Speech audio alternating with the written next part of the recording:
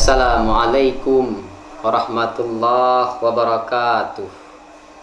Sahabat ilmu dan sahabat iman yang dimuliakan Allah Subhanahu wa ta'ala, telah menjadi hak mutlaknya Allah bila Ia memilih, mengagungkan, memuliakan di antara makhluk-makhluknya. Ia memilih makhluk-makhluk tertentu untuk Ia muliakan dan Ia agungkan.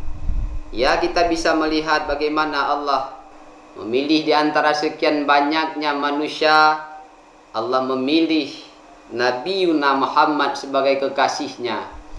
Dari sekian banyaknya bacaan-bacaan, Allah memilih Al-Quran sebagai kalamnya.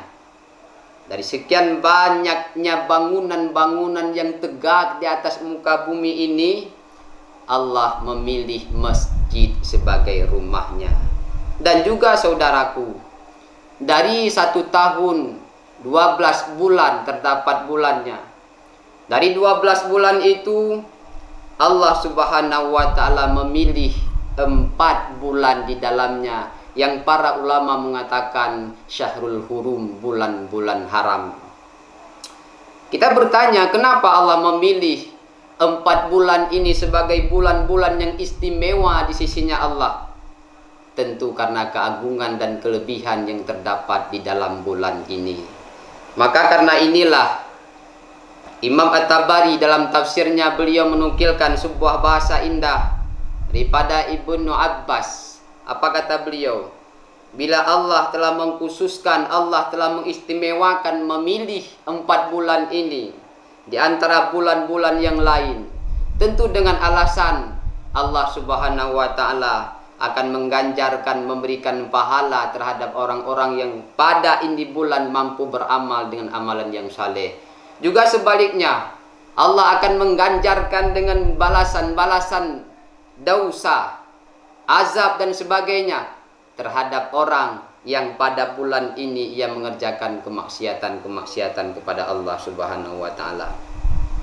Dalam kitab yang lain, dalam tafsir Ibnu Katsir, beliau juga mengutip sebuah ajakan daripada Imam Khaddab. Beliau mengatakan bahwa adzamu ma adzamallah, agungkan, besarkan olehmu apa saja yang Allah telah mengagungkannya.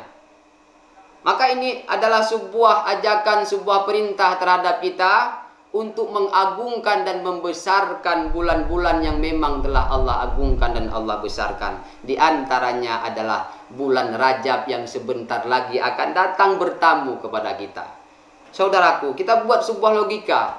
Andaikan ada seorang yang bertamu kepada kita, tamu yang istimewa, dikirim oleh seorang yang istimewa, tamunya istimewa, bagaimana cara kita menyambutnya, melayaninya? Tentu kita akan menyambutnya dan melayaninya dengan pelayanan yang sempurna. Kita sediakan makanan-makanan yang sempurna untuknya. Bahkan tempat tinggal pun kita siapkan dengan tempat yang paling istimewa untuk ini tamu. Ini maknanya saudaraku. Bila memang bulan Rajab ini bulan yang agung, bulan yang istimewa, mestinya kita menyambutnya dan memperlakukannya dengan perlakuan yang istimewa. Antaranya adalah dengan banyak mengerjakan ibadah-ibadah. Salah satu ibadah yang paling agung nilainya dalam bulan Rajab ini adalah ibadah puasa dan juga ibadah-ibadah yang lain. Saudaraku yang dimuliakan Allah, banyak sudah sa'ah-sa'ah kita lalukan, masa-masa indah, hari-hari baik dalam Islam kita lewatkan begitu saja. Maka kata Allah, tak ada azab yang paling pedih terhadap seorang hamba melainkan di saat dia itu dihadapkan dengan kebaikan-kebaikan, didatangkan kepadanya kebaikan-kebaikan, tapi tubuhnya berat untuk memanfaatkan peluang-peluang dalam kebaikan-kebaikan itu. Lama sudah, bertahun-tahun sudah kita lewati bulan Rajab ini dengan tanpa amalan-amalan, tanpa satupun amalan yang bisa kita ambil dari para bulan ini. Maka saudaraku yang dimuliakan Allah, bulan Rajab kali ini cobalah kita untuk memanfaatkan, mengutip, mengambil hikmah-hikmah dan butiran-butiran pahala yang Allah sediakan, Allah agungkan dalam bulan ini.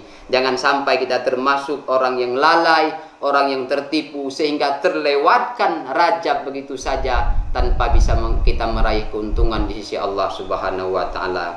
Maka di akhir pertemuan kita ini saya mengucapkan marhaban ya Rajab, selamat datang wahai bulan Rajab. Insyaallah kita berdoa kepada Allah agar Allah mudahkan kita untuk mengerjakan beramal dan amalan yang saleh pada ini bulan. Amin ya rabbal alamin.